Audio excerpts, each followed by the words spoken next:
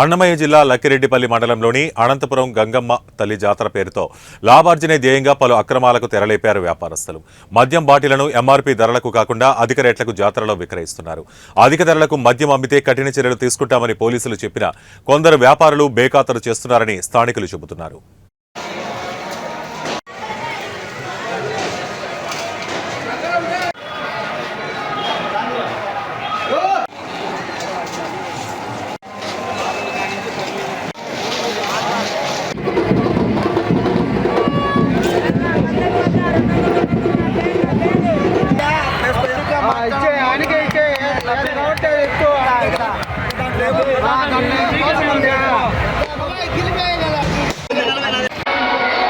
Police department తరఫున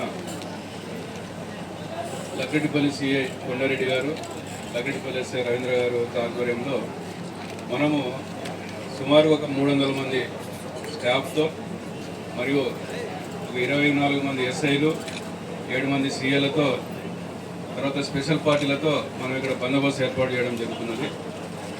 తర్వాత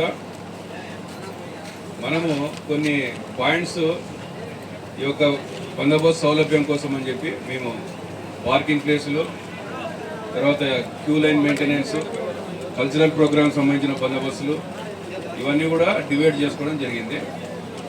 సబ్సిక్వెంట్గా ప్రజలు కూడా మాకు సహకరించాలా. తర్వాత